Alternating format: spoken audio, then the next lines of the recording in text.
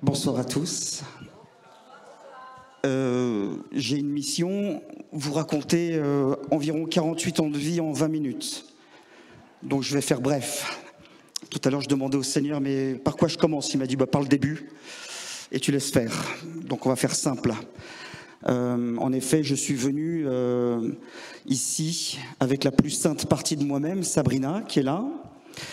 On est mariés depuis 15 ans. On a 2 enfants qui sont avec les grands, là, Victoria et William.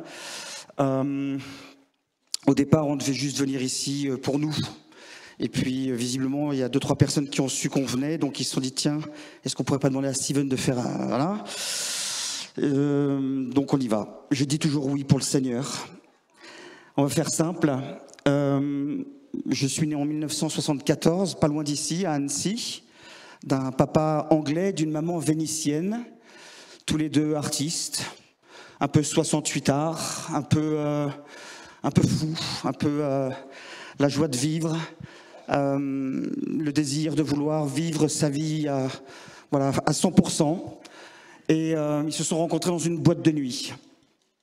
Donc j'ai été conçu dans une boîte de nuit. Je l'ai appris plus tard. Pas très glamour, mais voilà, c'était comme ça à l'époque, certainement. Voilà. Quand je suis venu au monde, je l'ai appris plus tard, parce que je ne comprenais pas pourquoi, en grandissant dans mon adolescence, j'avais quelques soucis, un peu psy, un peu, tu vois, voilà, personnel, dans mon être. Et en fait, j'ai appris que à ma naissance, je suis né avec le cordon ombilical autour du cou et on m'a pris tout de suite au forceps après 24 heures d'accouchement et on m'a mis dans une caisse pendant une semaine sous respiration. Voilà. Quelques mois plus tard, j'ai appris aussi, bien des années plus tard, que maman avait tenté de se suicider parce que c'était dur la vie pour elle, avec moi dans les bras. Voilà, le contexte un peu d'où je viens. Donc on fait quelques années plus tard, je suis un enfant... Comme tout le monde, je grandis à Cagnes-sur-Mer, dans le sud de la France.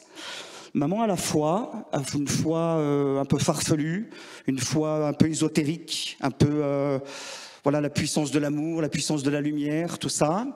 Et donc, si tu veux, maman m'a quand même transmis pas mal de valeurs, comme l'amour, l'amitié, la foi, bien sûr, que le bon Dieu existe, mais sans Dieu, sans nom, sans visage, sans théologie, sans catéchisme.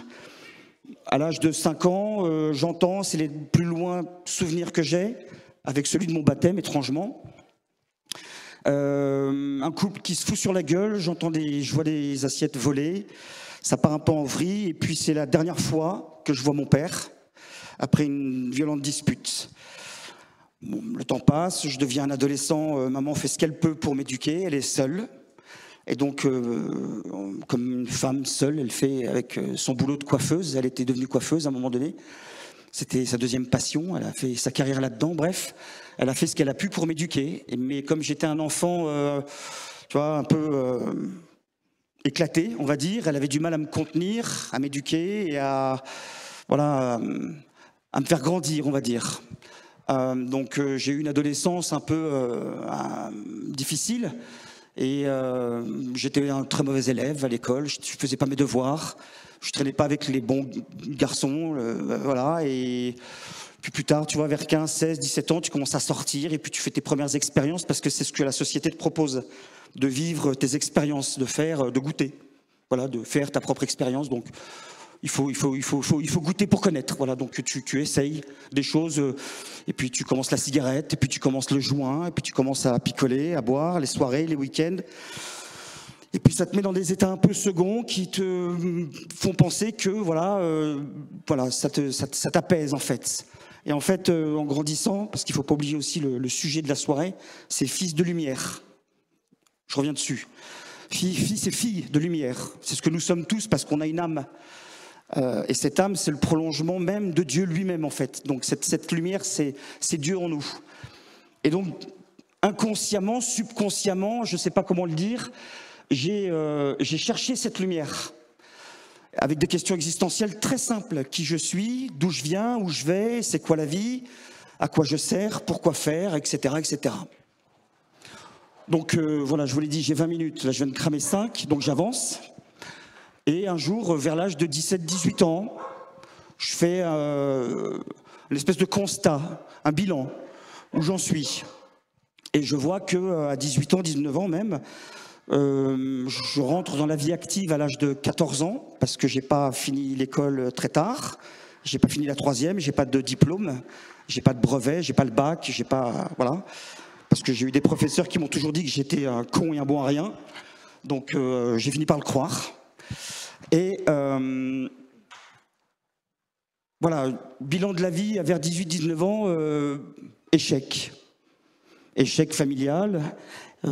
Avec maman, ça se passait pas bien. Papa, je le voyais de façon très aléatoire. Il passait en coup de vent de temps en temps à la maison entre 3 concerts. Voilà, il me donnait un billet de 20 balles pour me consoler. Et donc j'ai vécu systématiquement et de façon consécutive ces séparations affectives avec le père. Donc voilà, il y a eu un vide qui s'est creusé en moi durant toute ma vie en fait, que j'ai cherché à combler avec l'amour, avec le sexe, avec la drogue, avec l'alcool, avec tout ce que notre société nous propose et nous met à disposition, on va dire. Artistiquement, je me suis aussi un petit peu développé parce que j'avais cette fibre héritier de mes parents. Sauf que moi, c'était pas la musique comme papa ou la danse comme maman, c'était plutôt le cinéma. Moi c'était voilà, j'aimais beaucoup les films, d'action, le cinéma, et ça me faisait rêver. Et c'est vrai qu'à un moment donné, je me suis dit, tiens, peut-être essayer là-dedans, faire des choses, sans que ça marche, bien évidemment. À Cannes-sur-Mer, il n'y avait pas beaucoup de possibilités. Le théâtre aussi, c'était très pauvre culturellement, de là d'où je viens. Mais quand même, voilà, en faisant ce bilan de tout ça, je vois que ma vie, grosso modo, c'est de la merde. Voilà. Quand en affectif, en amour, voilà, cumuler les échecs aussi.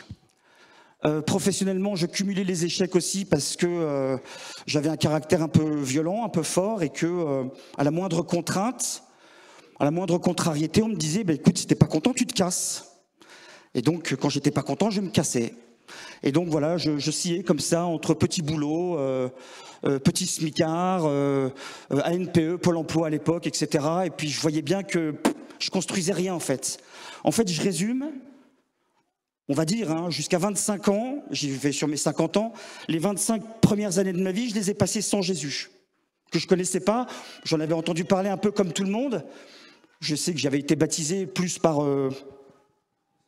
habitude, tradition, j'ai envie de dire. J'ai fait une première communion un peu à la va comme je te pousse. Je ne savais pas ce que c'était que l'Eucharistie le jour de ma première communion. Donc c'est vous donner le niveau d'enseignement que j'ai reçu. Et puis ça s'est arrêté là. Il n'y a pas eu de confirmation, il n'y a pas eu de profession de foi, etc. Bref. Mais c'est vrai qu'intérieurement, j'avais ce dialogue avec ce Dieu présent au milieu de nous. J'étais un contemplatif. Peut-être ma fibre artistique, ma sensibilité. Il suffisait de contempler la mer Méditerranée, un beau lever de soleil, c'était consolant pour moi. Et d'une certaine manière, j'y voyais Dieu, le Créateur, donc la création. Et encore plus loin, nous, la créature. Donc c'était pour moi une évidence, Dieu. Mais il n'y avait pas de... Voilà, il n'y avait pas de catéchisme, il n'y avait pas de théologie, il n'y avait pas de verticalité religieuse, il n'y avait pas la connaissance, en fait, la révélation. Vers 20 ans, 21 ans, grosse crise. Qu'est-ce que je fais de ma vie?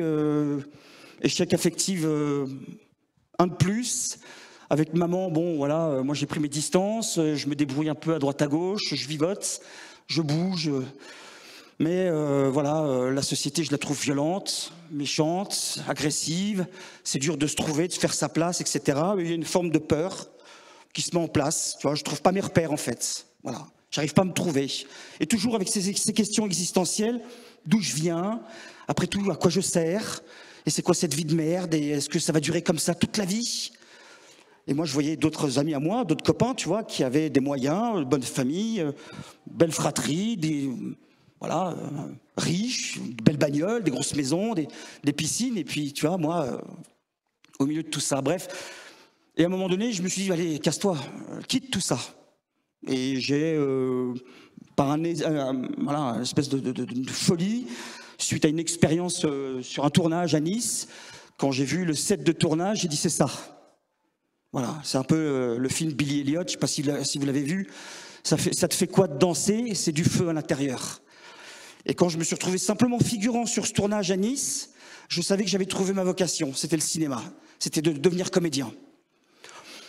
Je ne l'explique pas, 3, 4 mois plus tard, voilà que je me tire et je monte à Paris pour tenter ma chance pour devenir comédien. J'arrive à Paris le 27 juin 1996, 17h45, gare Montparnasse. J'étais passé par Biarritz avec un copain. Bref, j'arrive sur le quai de gare, je ne peux pas l'expliquer, je savais que j'étais au bon endroit, au bon moment, à ma place. Et je commence à me débrouiller pour essayer de trouver des rôles, faire des castings, des auditions.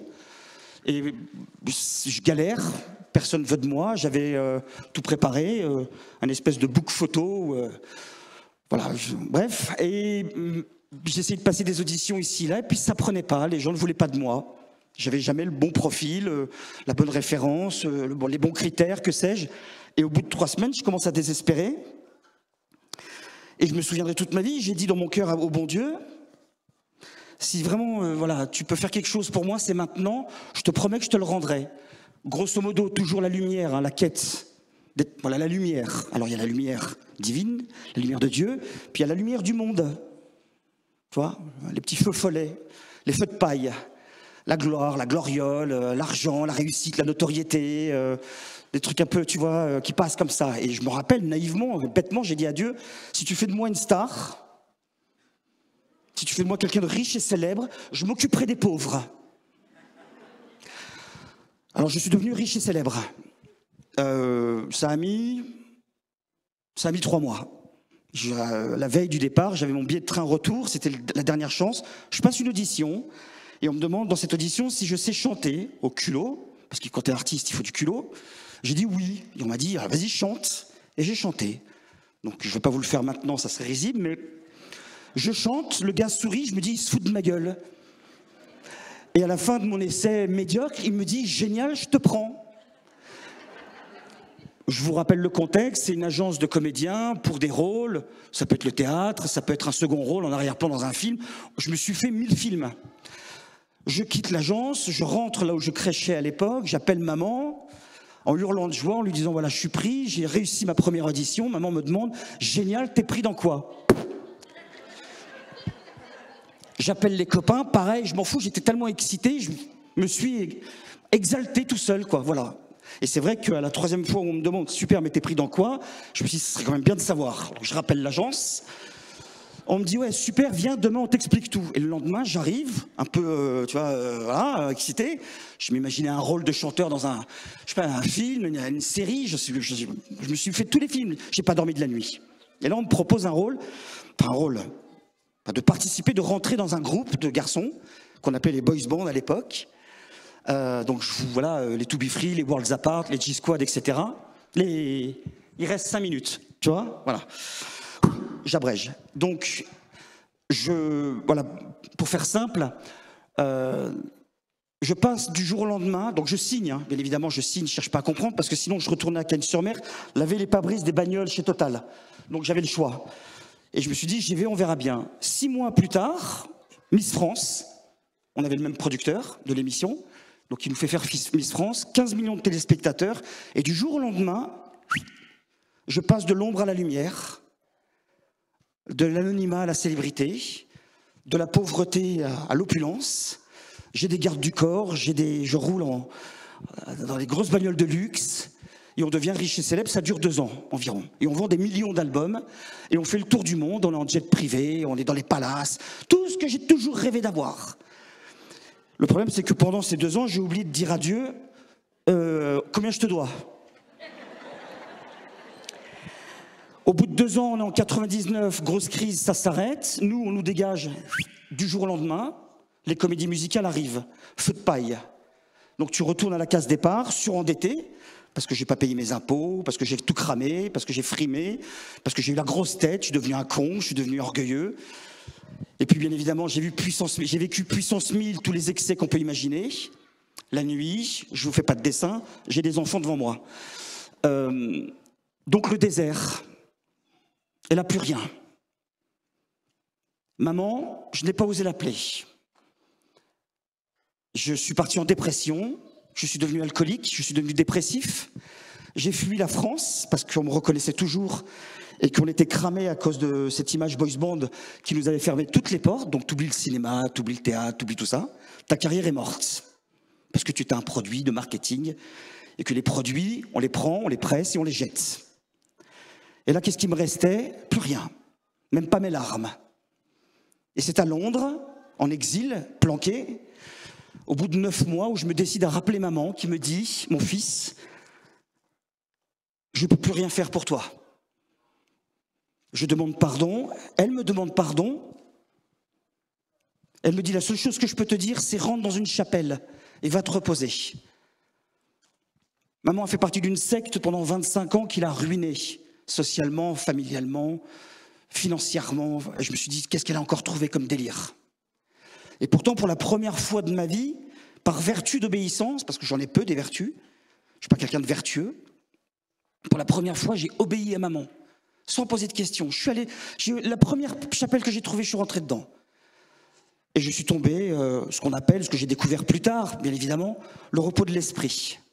Je me suis endormi pendant 5 heures.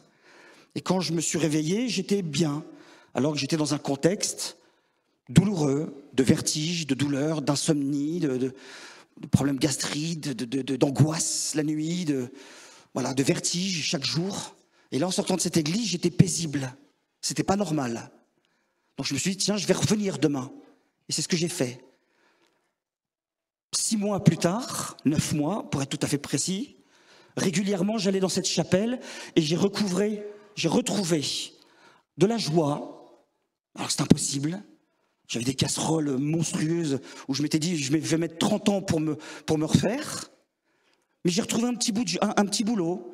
Et entre deux, j'étais serveur dans une pizzeria. Et entre deux services, j'allais allumer un cierge, j'allais me reposer dans la chapelle. Et puis à un moment donné, au bout de 9 fois, je voyais bien que je tournais en rond. Mais il y avait une force, il y avait quelque chose, un zèle, où j'ai eu le courage de dire à maman, d'une cabine, « Maman, est-ce que je peux rentrer à la maison ?» Ça me fait le coup. Et donc maman me dit, « Mon fils, ta chambre t'attend. » Voilà, vite fait, je prends l'avion, j'arrive à Nice. Maman ne me reconnaît pas, parce que j'avais pris du poids, j'avais changé physiquement, j'étais gonflé par la haine, la colère, la peur, l'alcool, la mauvaise nutrition, le manque de sommeil, etc. Maman ne me reconnaît pas. Il a fallu que j'arrive devant elle et que je lui dise, maman, elle a eu ce choc, une espèce de recul comme ça. Et on arrive à la maison, le temps passe, et je surprends maman un jour dans la cuisine, devant une petite statue de la Vierge Marie, au nom du Père et du Fils et du Saint-Esprit. Je vous salue Marie, pleine de grâce. Et je lui demande, mais qu'est-ce que tu fais? Et là, elle me dit, écoute, ça serait trop compliqué, je vais te montrer. On prend la bagnole, on va à Nice, elle rentre dans une chapelle, elle longe l'allée centrale, se met au premier rang, elle sort de sa poche son chapelet. En 2 minutes 30, je vous mens pas, ils sont 400 dans l'église, il est 4 heures, c'est l'heure du chapelet. Et là, j'ai un rouleau compresseur de Je vous salue Marie, qui se martèle comme ça. Et puis ça commence à bouillir à l'intérieur, comme ça. Et je ne comprends pas ce qui se passe. Je fais le tour de la chapelle à un moment donné, parce que quand tu n'es pas habitué, le chapelet, ça peut paraître un peu long parfois. Et je regarde cette belle église avec tous ces tableaux, ces sculptures. Et je tombe nez à nez devant un grand crucifix. Et je ne l'explique pas. Je ne l'explique pas. Quand je l'ai regardé, ce Jésus sur la croix, intérieurement, je me suis dit, mais c'est toi que je cherche depuis 25 ans. Et là, je suis tombé à genoux, j'ai pleuré tous les larmes de mon corps. Un prêtre se rapproche, il me dit, excusez-moi, vous ne seriez pas Steven par hasard?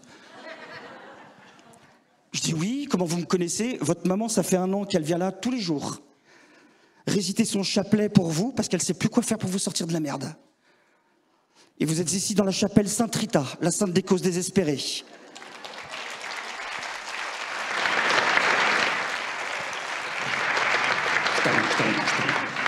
Pour conclure, et c'est le but de la soirée, c'est ce qu'on vous invite à faire, ce n'est pas de vivre ce que j'ai vécu, tu n'y arriveras pas.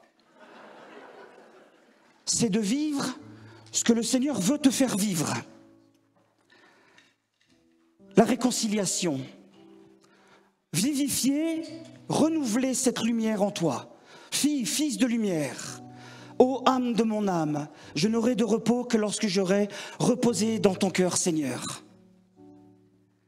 Pour faire très simple, ce jour-là, je suis sorti de l'église après m'être confessé pour la première fois de ma vie. Il ne s'est rien passé d'extraordinaire ce jour-là. 23 ans plus tard, aujourd'hui, ce soir, je suis ici avec mon épouse, nos enfants.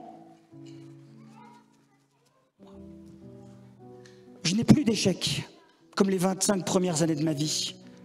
Mon mariage est une réussite de chaque jour, parce qu'on le veut, malgré les clashs. Ma paternité est une réussite de chaque jour, depuis 15 ans, malgré les difficultés, les défaillances et mes infirmités. Professionnellement, on a la grâce de faire de beaux films pour la mission, pour annoncer le Christ, pour annoncer Dieu et ses merveilles dans le monde. On vit de notre passion. Réussite. Ça peut s'arrêter demain, tant que tu veux, Seigneur, pas de problème. La seule question de savoir, c'est en fait, tu veux vivre avec ou sans? Bien sûr, la Vierge Marie a fait son œuvre aussi dans nos vies, elle continue de le faire. Il n'y a pas de fin à un témoignage, je pourrais peut-être comme ça continuer, mais il faut que je m'arrête. Un témoignage, c'est chaque jour, c'est un oui, c'est un renoncement. Je ne comprends pas ce que tu fais, je ne comprends pas ce que tu me dis toujours, mais je dis oui, Seigneur. Et la barque, elle avance. Ce soir, on a un petit miracle, je vous le livre et je m'arrête, promis. J'ai témoigné ici pour la première fois il y a 19 ans. Il n'y avait pas tout ça, les bâtiments, machin. Ce soir-là, ici, quand j'ai témoigné, c'était Monseigneur Di Falco qui m'avait fait venir. Il y avait Robert Hossein. On avait fait une neuvaine quelque temps auparavant pour que je puisse rencontrer Robert Hossein, parce que l'idée de devenir comédien et de faire du théâtre était toujours pas loin. Et c'est là que je le rencontre ici et qui me dit « Tu seras parfait en Jésus dans mon bénure au Stade de France ». Et c'est à travers ça que j'ai rencontré Sabrina, mon épouse, avec qui elle avait travaillé sur le Jésus en 2000 à Madeleine. Et Jésus qui est là. Et qui arrive ce soir pour vous donner tout ce que vous voulez. Pour vous combler. Pour vous dire je t'aime, je suis là. T'es dans la merde, t'as un problème avec tes gosses, ton mari, ta femme. Pause.